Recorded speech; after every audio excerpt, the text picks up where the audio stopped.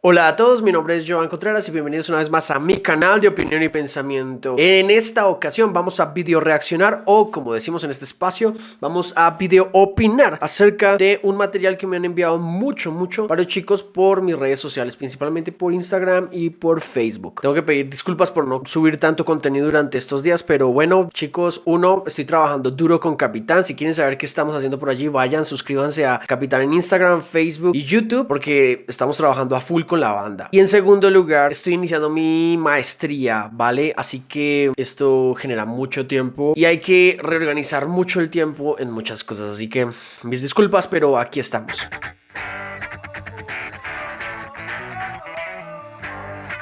Hace unos días el canal de Las Igualadas aquí en Colombia sacó un video llamado Argumentos Católicos y Cristianos a favor del aborto. Aquí lo tenemos. Este es un canal muy conocido aquí en Colombia que hace parte de una editorial, un periódico muy popular en Colombia, y me pidieron reaccionarlo. Así que bueno, vamos a verlo y vamos a ver qué tal nos va con eso. ¿Listo? Ya saben cómo es esto. Bueno, vamos a verlo.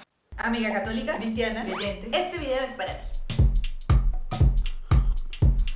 También para ti. Si tú, la que no sabes si realmente crees o no en alguna religión, pero por si las moscas te santiguas por las mañanas y que a la larga prefieres hacer cosas que no vayan en contra de Dios. Sabemos que existe, la hemos escuchado, la gente que dice nadie que se haga llamar católica puede estar de acuerdo con el aborto. Pero eso no es cierto. Cada vez somos más las personas católicas que estamos a favor de la despenalización del aborto y tenemos argumentos de peso desde la fe. Ahora, algunas de ustedes dirán como venga, pero es que esta discusión no debe darse desde la religión, ya que vivimos en un país laico en donde la iglesia y el Estado son cosas completamente diferentes. Pero la realidad es que en la práctica para muchísimas personas la ley de Dios está por encima de la ley de los hombres y de las mujeres. Entonces vale mucho la pena reflexionar sobre esto, porque les adelantamos desde ya que la ley de Dios tampoco prohíbe el aborto ni condena a las mujeres que toman esta decisión. Yo sé, sorprendente. Vean, para hacer este video con su... Bueno, antes que nada, creo que voy a dejar unos puntos supremamente claros. Empezamos con respecto a la despenalización del aborto. Recordemos, ese es el punto. Cuando vamos a hablar de despenalización del aborto, es necesario entender que no implica legalizarlo. En Colombia hay una serie de causales que permiten que una persona pueda abortar. Entre esas causales está que la vida de la madre esté en riesgo, que el niño por nacer o el bebé por nacer pues tenga alguna enfermedad congénita, entre algunas otras demás que se me escapan en este momento. Pienso yo, en mi caso, que estoy absolutamente a favor de despenalizar el aborto. Vamos a hacer un break acá porque obviamente algunos de ustedes como me van a decir como que ¿cómo?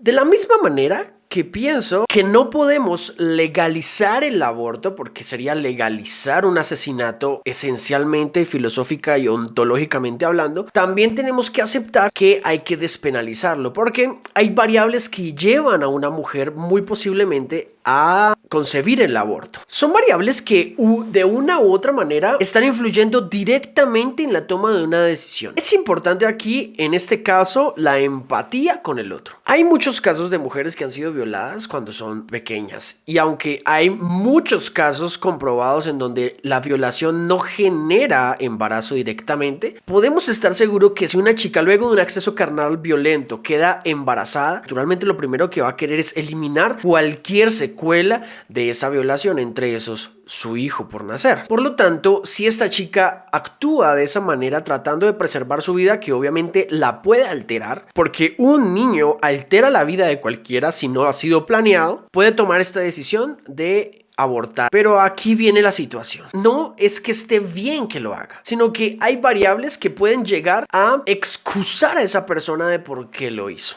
En este caso, yo estaría absolutamente de acuerdo con despenalizarlo, no criminalizar a una mujer que aborta estudiando las variables. No es lo mismo una mujer que ha sido violada y aborta libremente a una mujer que ha tenido relaciones sexuales consensuadas con su novio y simplemente como método anticonceptivo interrumpe su embarazo. No estamos hablando de la misma situación y no estamos tomando en cuenta la misma variable. Espero se entienda. Por lo tanto, el gobierno como tal podría tener una normatividad específica que dé ciertas cabidas en las leyes para que estas mujeres no se vean perseguidas por haber tomado una decisión que en muchas maneras puede ser de cierta manera justificada. Hagamos un ejercicio psicológico rápido. Una persona que asesina a otra porque le acaban de maltratar a su esposa, o una persona que asesina a otra en defensa propia, se refleja psicológicamente mucho a una mujer que aborta a su niño. ¿Quiere decir que la persona que se ha defendido hizo correcto en matar a otra persona porque es en defensa propia? No, sigue siendo una labor de asesinato, pero hay variables que hay que tener en cuenta para entender la conducta de esta persona. Por lo tanto, sí pienso que se debe de despenalizar el aborto sin legalizarlo, ¿de acuerdo? Ese es mi punto de vista. Consultamos con varios sacerdotes, monjas, personas creyentes y lo hicimos de la mano con la Organización Católicas por el Derecho a Decidir, que es experta en este tema, a quien invitamos a este video. Para mí Dios es bondad, y a pesar de lo que dice la Biblia, yo sé que Dios nunca habría estado de acuerdo con matar una vida. Precisamente. Normalmente las igualadas, en este caso en el formato que lo hacen, trata un poquito de hacer performance, ¿no?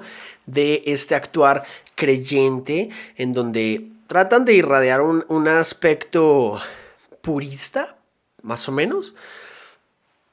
No sé cómo decirlo, religioso, tal vez, que no tiene nada que ver muchas veces con la realidad. Esto es más bien una forma de mofarse respecto a ciertos puntos de vista. No me incomoda, lo pueden hacer, pero creo que funciona más como para tratar de generar ahí como el escozor, ¿no? Así que tranquilos, todos aquellos que se sienten de pronto atacados por este tipo de cosas, tranquilos. Dios es bondadoso y es misericordioso. Sabemos que Dios se pone en los zapatos de las mujeres. Dios entiende, Dios vive el sufrimiento de las mujeres. En la Biblia se habla de muchas prohibiciones y deberes de todo tipo, pero también hay un respeto por la otra persona, sin discriminar. En una parábola Jesús afirma: les aseguro que los publicanos y las prostitutas llegan antes que ustedes al reino de Dios, porque para Jesús, aquellos que están excluidos del ideal religioso, los que supuestamente no son dignos o son ajenos a la doctrina, pueden estar más cerca de Él que aquellos que se llaman consagrados, porque finalmente pues el amor de Dios no tiene límites ni pone barreras. No se pongan a inventar cosas sin conocimiento, sin haber leído la Sagrada Escritura. Primero, en la Biblia no hay ningún lugar en donde diga algo así como: si abortas, te condenarán. Lo que hay es un par de menciones al tema. Esto está en el Éxodo. Si algunos riñeren e hirieren a una mujer embarazada y esta abortaren, pero sin haber muerte, serán penados conforme a lo que les impusiera el marido de la mujer y juzgarán los jueces. Mas si hubiere muerte, entonces pagarás vida por vida. Estos eran los tiempos del ojo por ojo, diente por diente. Y así se configuraba la ley bíblica. Pero pónganse a pensar en lo que dice este versículo. Lo que dice este versículo es que si una mujer, como consecuencia de estar en medio de una pelea entre su marido y otro hombre, sale herida y pierde el embarazo, el agresor debe pagar una multa al esposo. Como nos explican en la Organización Católicas por el Derecho a Decidir, básicamente el aborto aquí es una transacción monetaria, se resuelve con plata, y el valor de la vida del feto era inferior al valor de la vida de la mujer. Por eso no se castigaba al culpable con la muerte, porque si es la mujer la que muere producto de esa pelea, el agresor debe pagar con su vida. Este apartado nos deja ver que en la Biblia las dos vidas no pesan igual, pues si es la mujer la que muere, aumenta la pena. La segunda mención aparece en Números. Aquí hay una situación típica de interpretación bíblica. Simplemente cogemos el versículo y lo tratamos de hacer nuestro a tal punto de que justifique nuestra posición. En este caso, estamos tratando de justificar que la vida de la madre obviamente vale más que la del feto. Naturalmente por un reflejo psicológico, es lo que estoy diciendo anteriormente. Naturalmente, por ejemplo, un hombre nunca será un asesino por preferir, por ejemplo, en una intervención quirúrgica a la madre que al hijo. Básicamente es un reflejo psicológico. Está bien hacerlo porque la madre en ese momento tiene una serie de características propias, pero anteriormente vimos que en el primer argumento dijo respeto a las personas, y los cristianos entendemos que el feto por nacer, el niño, el bebé que viene en el vientre, es esencialmente persona, y no persona jurídicamente hablando, sino persona ontológicamente, hace parte del ser humano. Eso es una cuestión diferente. Por lo tanto, el respeto a la vida es hacia ambos, hacia la madre y hacia el bebé por nacer, porque el mandamiento puntualmente habla de no matarás, y no matar tiene que ver directamente con los seres humanos, con la raza humana. Porque para el cristianismo y para la Biblia es importante la madre y el bebé. ¿Qué sucede en este caso? El pasaje que se está interpretando se debe interpretar en la base del reflejo psicológico que debe verse en ese instante naturalmente. Hay muchos ejemplos que podríamos usar para eso, pero no puede ser posible que digamos, por ejemplo, que solamente la mujer o el tema del aborto es un tema solamente transaccional. No tiene que ver nada con eso. Y es obvio que la Biblia no dice la palabra aborto o no dice que no abortes. De la misma manera que la Biblia no dice algo sobre los dinosaurios, ¿de acuerdo? Porque es un texto histórico. Aborto es una palabra relativamente nueva y se acuña en la medicina y en estos procesos, en la embriología, para entender algunas cosas. Y el aborto simplemente es la muerte de un no nacido. Luego tomará el sacerdote del agua santa en un vaso de barro, tomará también el sacerdote del polvo que hubiese en el suelo del tabernáculo y lo echará en el agua. Es todo el ritual, ¿vale? Trata sobre el adulterio, es decir, sobre la infidelidad de las mujeres, así es como se le llamaba. Lo que establece este versículo es que si el esposo tenía celos de la esposa y no podía confirmar la infidelidad de ella a través de testigos, se le practicaba el ritual de la ordalía, que como bien explicó la teóloga María de los Ángeles Robert, consistía en obligar a la embarazada a tomar aguas amargas que le daba un sacerdote. Y resulta que si las mujeres abortaban después de ingerirla, consideraban que sí, que en efecto le habían sido infiel a su marido y se les castigaba por ese adulterio. Y sí, es nadie más y nadie menos que el mismo sacerdote quien le da las aguas abortivas a la mujer. Bueno, hay que saber leer las cosas en su contexto. En esos tiempos pasaban cosas terribles, pero el Nuevo Testamento es otra cosa. En el Nuevo Testamento Ahí, si se dan cuenta, o sea, estamos cogiendo el estereotipo religioso, ritualista, blanduzco de lo que es un religioso para justificar ciertas posiciones en donde se trata de desacreditar el argumento, por ejemplo, del contexto. Y el contexto es necesario, es importante. Es exactamente lo mismo que decir, ¿y por qué Dios permitió que entre hermanos se reprodujeran? ¿Y por qué era válido las guerras en ese entonces? ¿Y por qué se podía invadir y asesinar a las personas en ese entonces? Porque estamos juzgando con estándares éticos de hoy lo que en su momento tenía otras normatividades que son parte de las prerrogativas de Dios. Eso es filosofía básica. A la palabra abortivo. Está en Corintios 15, del 8 al 10. San Pablo la utiliza como metáfora para comparar su situación al sentirse pues en el último lugar entre los apóstoles. Dice, y al último de todos, como a un abortivo, me apareció a mí, porque yo soy el más pequeño de los apóstoles, que no soy digno de ser llamado apóstol, sobre porque Pablo. perseguí a la iglesia de Dios. Entonces no, ni en el Antiguo ni en el Nuevo Testamento, en ninguna página de la Biblia hay condena para el aborto. A ver. Sí, la Biblia tampoco dice que no consumas drogas. Y si no lo dice, implica que inferimos que no es incorrecto. ¿Se le puede modificar su valor moral intrínseco a estas situaciones? De ninguna manera. Sí tenemos en la Biblia, no matarás. Y no matarás es un mandamiento para la raza humana. Y si el feto comprobamos que hace parte de la raza humana, es parte de la raza humana, no deberíamos matarlo. Que ni siquiera se necesita una condena expresa y no tiene que ser literal. En el momento en el que dice no matarás, que es el quinto mandamiento, ya queda esto claro. Hay vida desde el momento de la concepción, por lo tanto el aborto es una excepción. Veamos a ver qué dicen. En primer lugar, había excepciones en la Biblia para ese quinto mandamiento. Se podían matar extranjeros, mujeres adúlteras y todas esas personas que fueran consideradas enemigas del pueblo de Israel. En el Antiguo Testamento hay al menos 108 menciones en las que Dios manda a matar a niñas, mujeres, hombres y niños. Entonces, ese no puede ser un argumento para oponerse al aborto. En segundo lugar, comparar el aborto con el quinto mandamiento. Ustedes por sí mismos tienen que decidir si mi argumento fue mucho más profundo que semejante superficialidad. No sé si esta persona que es católica o cristiana, no sé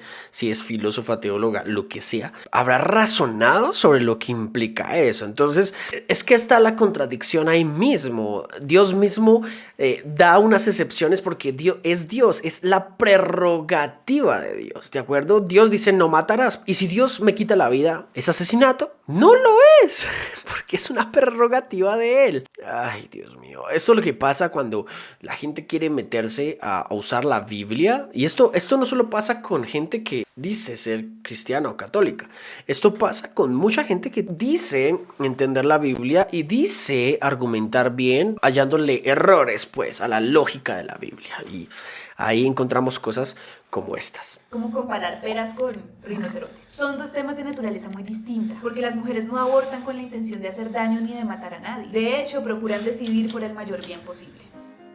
¿Y por qué tendríamos que creerle a esta y no al Papa? El Papa comparó el aborto con lo que hace un sicario. Estoy de acuerdo. La Iglesia Católica somos muchos y muchas, y en toda su diversidad de opiniones. El Papa Francisco es el representante de la jerarquía eclesial, pero pues también es hombre. Es un ser terrenal y tiene sus propias opiniones. Que no necesariamente representan el conjunto de católicos y católicas, como ocurre en el caso del aborto. Somos muchas las mujeres católicas y cristianas que hemos denunciado el machismo en la Iglesia. El Papa Francisco, al hablar de esa manera, responde a esa jerarquía eclesiástica en la que las mujeres hemos sido apartadas y discriminadas. Pero esa tradición ha empezado a cambiar. Conozco muchas mujeres católicas a favor del aborto, incluso monjas y sacerdotes que están de acuerdo, pero pues sienten miedo de hablarlo públicamente por temor a esa tradición machista. Aquí es muy importante decir que el lugar en donde se ha debatido el tema del aborto, ya que no es un dogma que esté consagrado en la Biblia, es en el derecho canónico. Y el derecho canónico, a diferencia del dogma, sí permite ser debatido, conversado y modificado. Cuando hablamos de derecho canónico nos referimos a las normas que regulan el funcionamiento de la Iglesia Católica. Es decir, que esto es como el ordenamiento jurídico de la Iglesia Católica. Trata de cómo es el gobierno de esa iglesia, de cómo está organizada esa jerarquía, cuáles son los derechos y deberes de las y los fieles y cuáles son las sanciones por imponer cuando esto se convierte en una norma. Allí el aborto sigue siendo un pecado de gravedad. Sin embargo, ni siquiera este derecho canónico establece una pena para las mujeres que toman la decisión de abortar. Pues al final todas las mujeres que toman esta decisión terminan cobijadas por una serie de excepciones que el mismo derecho canónico establece. De esta forma sabemos entonces que el derecho canónico a la larga reconoce que no hubo pecado grave o pecado mortal, pues para que se configure de esa manera tiene que haber intención de hacer daño, y no conozco a ninguna mujer que tenga esa intención de herir. Es una decisión muy compleja, tomada por muchas razones de peso, así que a la larga el derecho canónico termina siendo mucho más comprensivo que la ley colombiana, porque aquí todavía se condena penalmente a algunas mujeres que abortan.